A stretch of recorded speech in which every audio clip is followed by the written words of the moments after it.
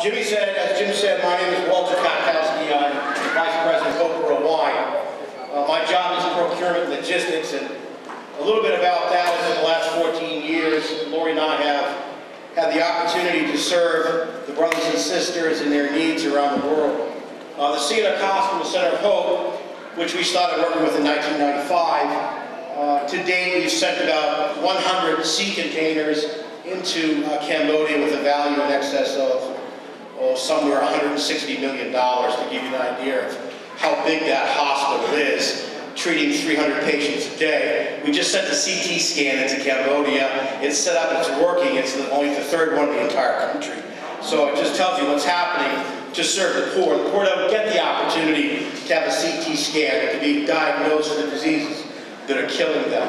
We're also very involved, you remember tsunami and the floods in the Philippines, and we work in Indonesia and Jamaica, and we help the work get started in Afghanistan and Pakistan, where great things are happening in those places. The Lord has blessed us in a great way. But I think the thing about what Hope Worldwide is, Hope Worldwide is a faith-based charity. I think that's the most important thing we can understand. We are a faith-based charity that partners with the greatest organization that I know, which is the International Church of Christ. I believe most of you are part of that. You are our volunteer base. You are our support. And without you, it doesn't really happen. Without the volunteers that are in Hartford or in Boston, or in Jakarta, Indonesia, or the Philippines, or Cambodia, or in South Africa, or in Kenya, or in Nairobi, or in Jamaica, or in Kingston, San Pedro Sula, Honduras, in Guatemala City, Guatemala. Hope Worldwide can't change lives and bring hope without the volunteers that we have, you that are sitting in this room. And we want to thank you very much for that. Like Jimmy said, I'm introducing a video that you'll see. It runs about 7 minutes. And I want to share something that's on my heart.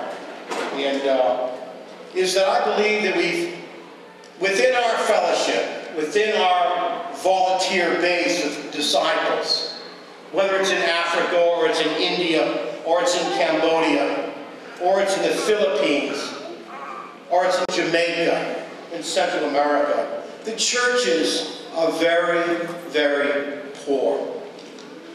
The church in San Pedro Sula, Honduras, that we're working with, 85% of the church makes $285 a month or less. Think about that for a second. What can you do with $200? You can't even make a car payment for $285 anymore. 85% of the church, that's 450 disciples with about 350 children. So if you look at the numbers, they're pretty big families.